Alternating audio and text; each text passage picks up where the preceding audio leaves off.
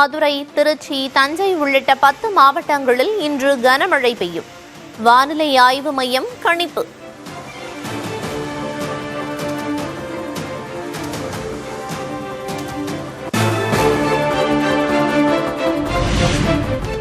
கோழிப்பண்ணை வரலாற்றில் இல்லாத வகையில் முட்டை கொள்முதல் விலை புதிய உச்சம். ஒரு முட்டையின் பண்ணை கொள்முதல் விலை 5 காசுகள் உயர்ந்து ₹6.45 நிர்ணயம்.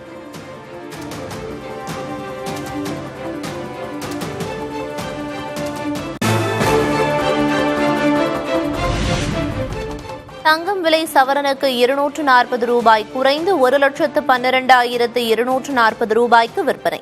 கடந்த 2 நாட்களில் தங்கம் விலை சவரனுக்கு ₹320 குறைந்தது.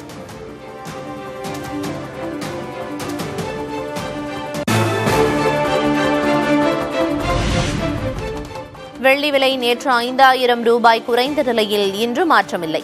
சென்னையில் 1 கிராம் வெள்ளி ₹275 விற்பனை.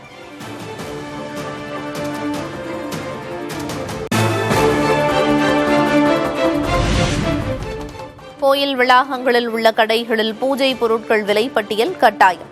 பக்தர்கள் கேட்காத பொருட்களை வாங்க கட்டாயப்படுத்தக்கூடாது என்றும் அறநிலையத்துறை அமைச்சர் ரமேஷ் உத்தரவு.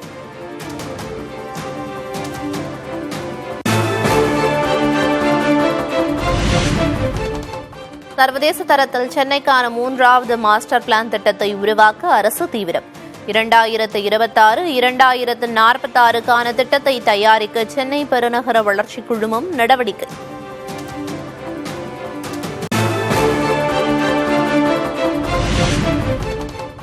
நெல்லை மாவட்டம் அயன்சிங்கப்பட்டியில் வெறிநாய் கடித்து 3 பேர் காயம். படுகாயமடைந்த ஒருவருக்கு அம்பாசமுத்திரம் அரசு மருத்துவமனையில் சிகிச்சை.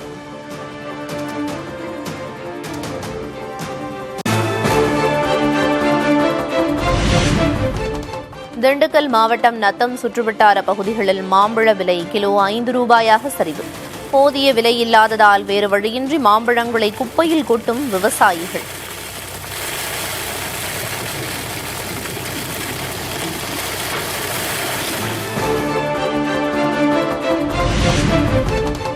மத்திய பிரதேசத்தில் ஒரே ஒரு மாம்பழம் ₹3,800 விற்பனை. மாம்பழங்களின் ராணி என அழைக்கப்படும் நூர்ஜஹான் மாம்பழத்தின் விலையால் விவசாயிகள் மகிழ்ச்சி.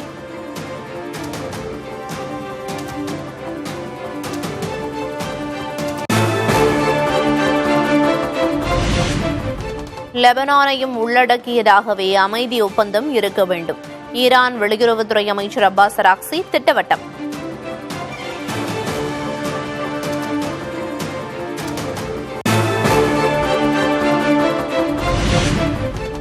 லெபனான் விவகாரத்தில் இஸ்ரேல் பிரதமர் நெதன்யாகு இன்னும் பொறுப்புடன் நடக்க வேண்டும்.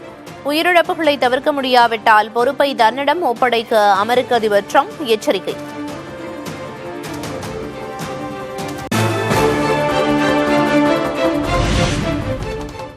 சீனாவின் ஃபியூஜியான் மாகாணத்தில் தொடங்கிய 600 ஆண்டுகள் பழமையான பாரம்பரிய கடல் டிராகன் படகு போட்டி. 7 நாட்கள் நடக்கும் வரலாற்று சிறப்புமிக்க படகு போட்டி.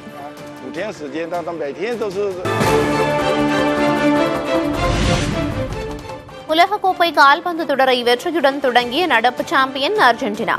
அல்ஜீரியா அணிக்கு எதிரான ஆட்டத்தில் 3 கோல்கள் அடித்து வெற்றி.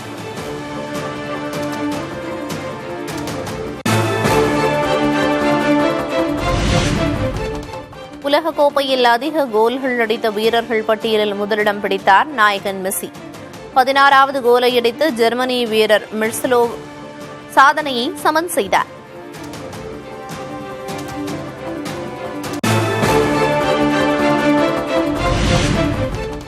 அல்ஜீரியாவுக்கு எதிரான உலகக்கோப்பை போட்டியில் அடுத்தடுத்து சாதனை நிகழ்த்திய மெஸ்ஸி அதிக வயதில் ஹாட்ரிக் கோல் அடித்த வீரர் என்ற சாதனையை படைத்தார்.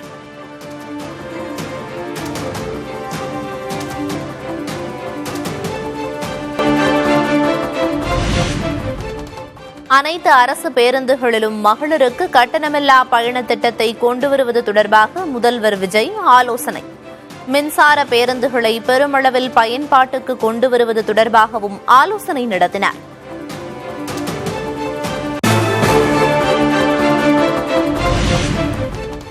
சென்னை தலைமைச் செயலகத்தில் முதல்வர் விஜயுடன் தொழில்துறையினர் சந்திப்பு. முதல்வருடன் காக்னிசன்ட் டெக்னாலஜி சொல்யூஷன்ஸ் நிறுவன தலைவர் ராஜேஷ் வாரியர் உள்ளிட்டோர் ஆலோசனை.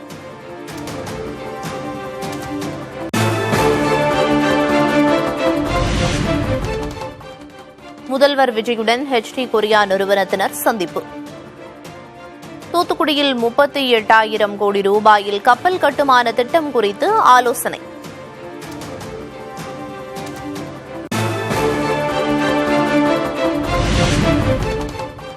சென்னை நீலாங்கரையில் பொதுமக்களை சந்தித்தார் முதல்வர் விஜய்.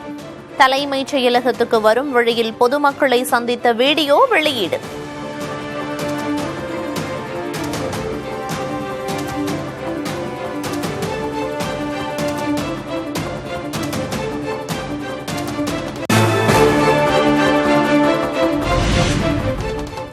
முதல்வர் கோட் சூட் போடுகிறார், டிஃபன் பாக்ஸ் கொண்டு வருகிறார், செஸ் விளையாடுகிறார் என்பதே செய்தியாக வருவதாக MK ஸ்டாலின் விமர்சனம்.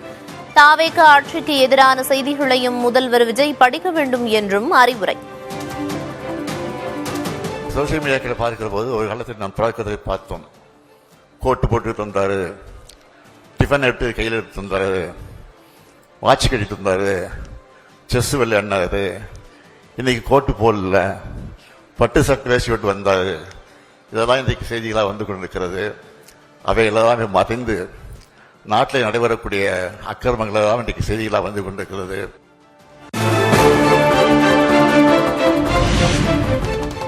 தாவேக ஆட்சி 5 ஆண்டுகள் நிறைவு செய்யும் போது 10 லட்சம் கோடி ரூபாய் கடன் 20 லட்சம் கோடி ரூபாயாக உயரும். சவால் விட்டு சொன்ன முன்னாள் நிதியமைச்சர் தங்கம் தென்னரசு. நான் ஒரு சவாலாக சொல்லுகிறேன். தாவேக ஆட்சி 5 வருடங்களை ஒருவேளை அவர்கள் நிறைவு செய்து அவர்கள் அடுத்த தேர்தலை அவர்கள் சந்திப்பார்கள் சொன்னால், தாவேக ஆட்சியினுடைய அந்த 5 ஆண்டு கால இறுதியில் அவர்களுடைய கடன் 20 லட்சம் கோடியாக நிச்சயமாக உயரும். இதை நான் ஒரு சவாலாக உங்களிடத்திலே தெரிவிக்கிறேன்.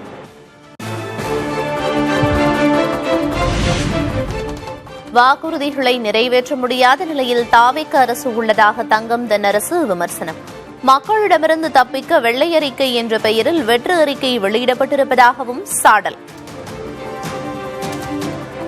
இந்த வெள்ளை அறிக்கை என்பது ஒரு வெற்று அறிக்கை என்றும், இந்த வெள்ளை அறிக்கையுடைய உண்மையான நோக்கம் தாங்கள் கொடுத்த வாக்குறுதிகளை நிறைவேற்ற முடியாது என்பதை உணர்ந்து அதிலிருந்து தப்பித்துக் கொள்ளக்கூடிய அளவில் ஒரு முயற்சியாகத்தான் இந்த வெள்ளை அறிக்கை என்ற பெயரிலே அவர்கள் வெளியிட்டிருக்கக்கூடிய வெற்று அறிக்கை இருக்கிறது.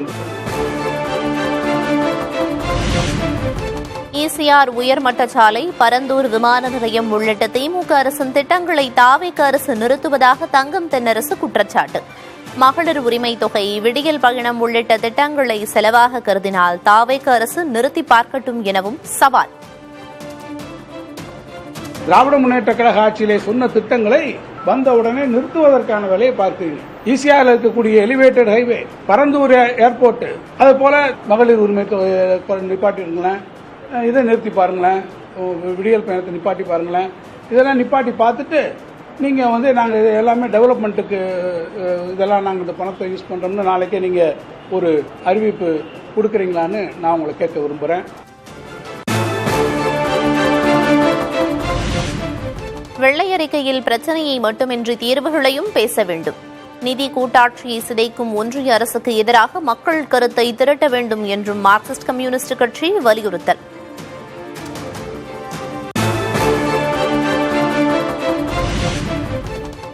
ஆளுநர் உரையுடன் நாளை தொடங்குகிறது தமிழ்நாடு சட்டமன்ற கூட்டத்தொடர். சென்னை தலைமைச் செயலகத்தில் நடைபெற்ற ஒத்திகை நிகழ்ச்சி.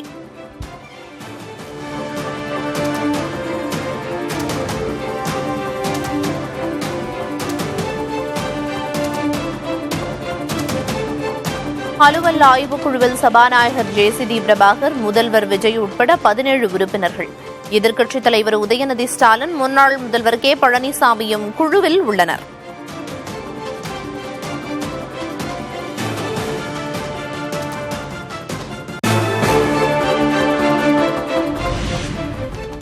சென்னையில் MK ஸ்டாலின் தலைமையில் திமுக MLA-க்கள் கூட்டம்.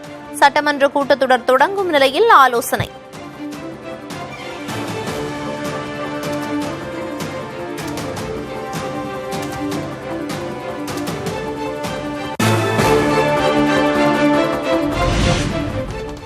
திமுக எம்எல்ஏக்கள் கூட்டத்தில் பங்கேற்காமல் வேலூரில் பேட்டியளித்த துரைமுருகன், தாவேக ஆட்சி சிறப்பாக இருக்கிறது என சொல்ல தனக்கு போதிய தைரியம் வரவில்லை என கருத்து. அது சிறப்பாக இருக்கிறது சொல்வதற்கு எனக்கு போதிய தைரியம் வரவில்லை.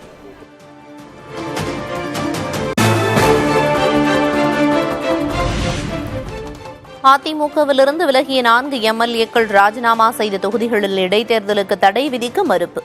அதிமுகவின் அக்ரி கிருஷ்ணமூர்த்தி தொடர்ந்த வழக்கில் சபாநாயகர் உள்ளிட்டோர் பதிலளிக்கவும் சென்னை உயர்நீதிமன்றம் உத்தரவு.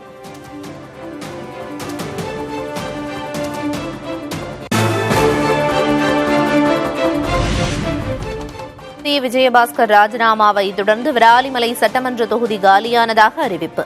திருச்சி கிழக்கு உட்பட 6 தொகுதிகளுக்கு விரைவில் இடைத்தேர்தல் நடத்தப்பட வாய்ப்பு.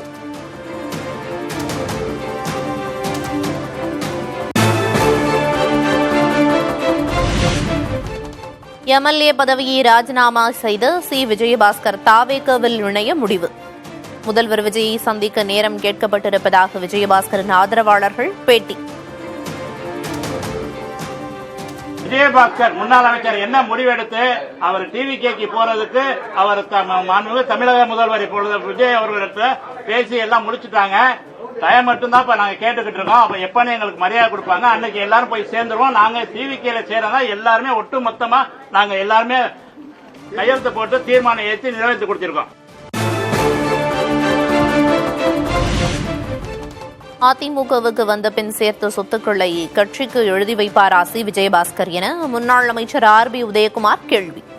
சுயநலத்துக்காக வேறு கட்சியில் சேர விஜயபாஸ்கர் முடிவெடுத்து விட்டதாகவும் சாடல்.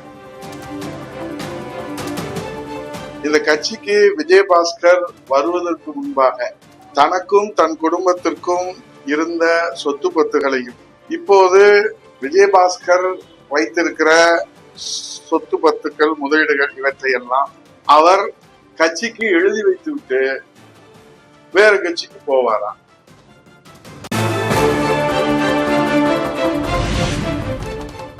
அடுத்த கட்சி எம்எல்ஏக்களை தொடர்ந்து தாவேக அரசு கொள்முதல் செய்வதாக எதிர்க்கட்சித் தலைவர் உதயநிதி ஸ்டாலின் விமர்சனம். தாவேகவுக்கு ஏன் வாக்களித்தோம் என மக்கள் நினைக்க தொடங்கிவிட்டதாகவும் சாடல். இன்றைக்கு எந்த கட்சி ஆட்சிக்கு வருதோ அந்த கட்சியுடைய கரை வேட்டியை கட்டிக்கொண்டு சுத்துகின்ற ஆட்களை எல்லாம் நாம் இப்பொழுது அதிகமாக பார்த்துக் கொண்டிருக்கின்றோம். இந்த அரசு எதை கொள்முதல் செய்கிறதோ இல்லையோ அடுத்த கட்சி ஆட்களையும் அடுத்த கட்சி சட்டமன்ற உறுப்பினர்களையும் தொடர்ச்சியாக இந்த அரசு கொள்முதல் செய்து கொண்டு வந்து கொண்டிருக்கிறது. ஆனா இன்றைக்கு இந்த சோஃபா மாடல் அரசு அமைஞ்ச பிறகு இப்படிப்பட்ட ஒரு மோசமான ஆட்சிக்கு நாம ஓட்டு போட்டுட்டோமே அப்படின்னு மக்கள் வருத்தப்பட ஆரம்பிச்சிருக்கிறாங்க.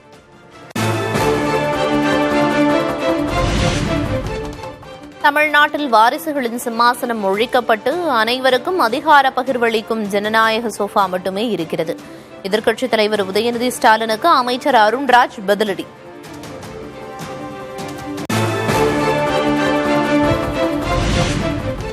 தாவேகவுக்கு ஆதரவளித்துள்ள காங்கிரஸ், விசிக, கம்யூனிஸ்டுகள், IUML மீது நம்பிக்கை இல்லையா?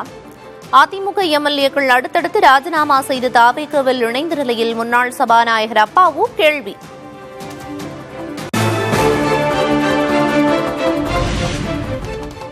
இந்திய கம்யூனிஸ்ட், மார்க்சிஸ்ட் லெனினிஸ்ட் கட்சிகள் ஒருங்கிணைந்து செயல்பட முடிவு. 12 பேர் கொண்ட ஒருங்கிணைப்பு குழுவும் அமைப்பு.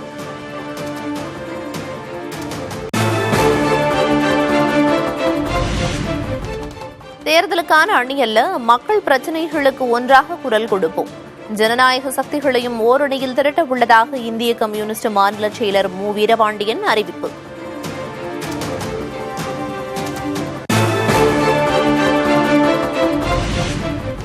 முதல்வர் விஜயை நேரில் சந்தித்தார் மதிமுக பொதுச் செயலர் வைகோ. டெல்லியில் CP ராதாகிருஷ்ணன் வெளியிடும் தனது நூலின் முதல் பிரதியை விஜய் பெற்றுக்கொள்ள வேண்டும் என வேண்டுகோள்.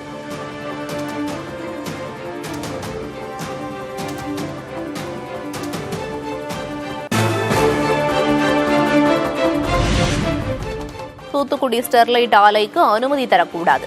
முதல்வர் விஜயிடம் மதிமுக பொதுச் செயலர் வைகோ கோரிக்கை.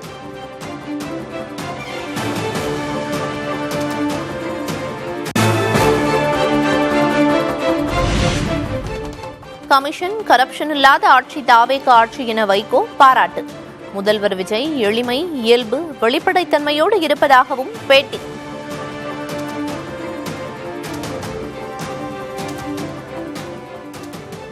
கமிஷன் கரப்ஷன் என்ற சொற்களுக்கு இடமில்லாமல் ஜோசப் விஜய் அவர்களின் அரசு இயங்குகிறது என்பது என்னுடைய கருத்து. எளிமையாக இருக்கிறார், இயல்பாக இருக்கிறார், வெளிப்படை தன்மையோடு இருக்கிறார்.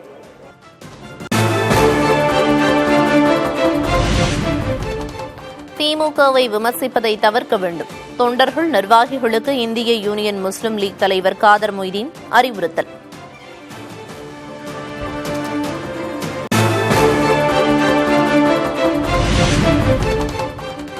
அதிமுக பொதுக்குழுவில் தொலைந்த எனது சிரிப்பை மீட்டவர் ஸ்டாலின். இதே மன்றத்தில்தான் வெளியேற்றப்பட்டேன் என நினைவு கூர்ந்து பேசிய ஓ பன்னீர்செல்வம்.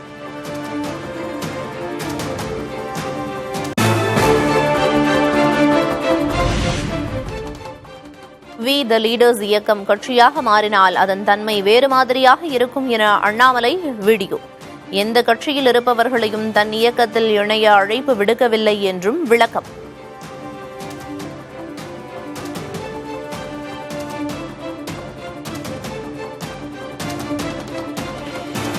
நான் ஒரு அலைபேசி எடுத்து யாருக்கும் ஃபோன் பண்ணி இந்த இயக்கத்தில் வந்து சேருங்கன்னு நான் யாருக்கிட்டையுமே சொல்லி, இதற்கு முன்பு நான் சார்ந்திருந்த கட்சி அவங்களுக்கும் யாருக்கும் நான் ஃபோன் பண்ணேன், தலைவரோ தொண்டரோ யாருக்கும் நான் சொல்றேன். எந்த ஈகோ இல்லாமல், எதிர்பார்ப்பு இல்லாமல், ஒரு கல்ட் இல்லாமல் எல்லோரும் அதை முன்னாடி எடுத்துட்டு போகும் பொழுது மட்டும்தான் அந்த இயக்கம் உண்மையான மக்கள் இயக்கமா மாறும். முதல்வர் விஜய் எதிர்க்கட்சித் தலைவர் உதயநிதிக்கு எதிரான மனுக்கள் தள்ளுபடி. வேட்புமனுவில் சொத்து விவரங்களை மறைத்ததாக கூறி வருமான வரி விசாரணை கோரிய மனுக்களை தள்ளுபடி செய்தது உயர்நீதிமன்றம்.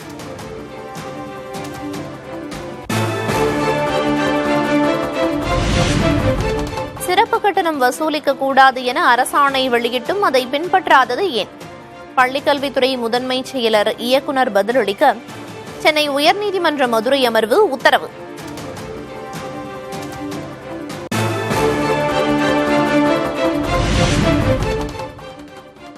தனியார் பள்ளிகள் கட்டணத்தை குறைக்க கோரிக்கை விடுத்த அமைச்சர் ராஜ்மோகன். ஆலோசனை கூட்டம் நடத்தி நடவடிக்கை எடுக்கப்படும் என தனியார் பள்ளிகள் கூட்டமைப்பினர் உறுதி.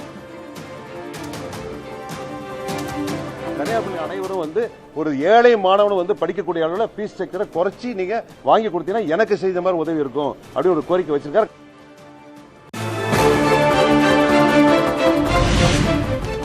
சிவகங்கையில் போலீஸ் காவலில் மரணமடைந்த ஆகாஷ் உடல் தகனம். 102 நாட்களுக்கு பின் மதுரை ராஜாஜி அரசு மருத்துவமனையிலிருந்து உடலை கொண்டு சென்று எரியூட்டிய காவல்துறை.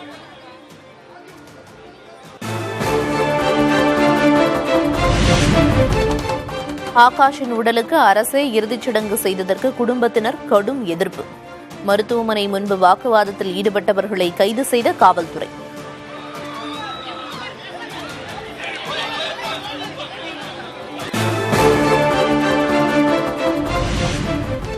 நீட் தேர்வு அச்சத்தால் கோவையில் மாணவி தற்கொலை. நீதி கேட்டு மார்க்சிஸ்ட் கட்சியினர் போராட்டம்.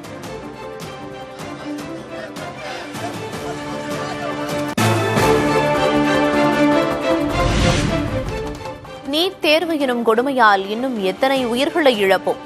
நீட் கொடுமைகளுக்கு ஒன்றிய அரசு முற்றுப்புள்ளி வைக்க வேண்டும் என மார்க்சிஸ்ட் கம்யூனிஸ்ட் மாநில செயலர் சண்முகம் வலியுறுத்தல்.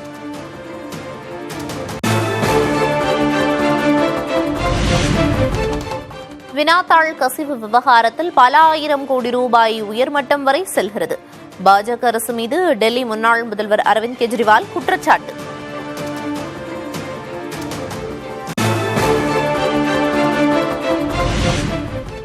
விரிவாக்கம் செய்யப்பட்டது புதுச்சேரி அமைச்சரவை.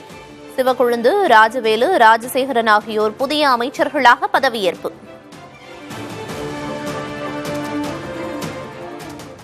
பி. ராஜவேலு கடவுளின் பெயரால் உறுதி கூறுவதாவது. நான் வி. பொன்னம்பலம் சிவக்கொழுந்து ஆகிய நான் கடவுளின் பெயரால் உறுதி கூறுவதாவது. நான் GNS ராஜசேகரன் கடவுளின் பெயரால் உறுதி கூறுவதாவது. என்னுடைய கடமைகளை முறையாக ஆற்றுவதற்கு தேவைப்பட்டால் அன்றி தெரிவிக்கவோ அல்லது வெளிப்படுத்தவோ மாட்டேன்.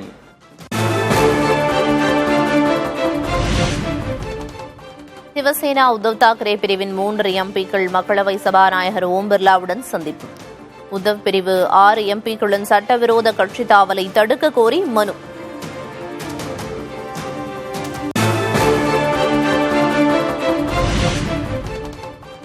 நாளை டெல்லியில் உத்தவ் தாக்கரேவின் சிவசேனா கட்சியின் மக்களவை உறுப்பினர்களின் அவசர ஆலோசனைக் கூட்டம். ஷிண்டே சிவசேனா பிரிவுக்கு சில எம்பிக்களும் எம்எல்ஏக்களும் செல்ல இருப்பதாக செய்திகள் நிலவும் தருணத்தில் உன்னிப்பாக கவனிக்கப்படும் கூட்டம்.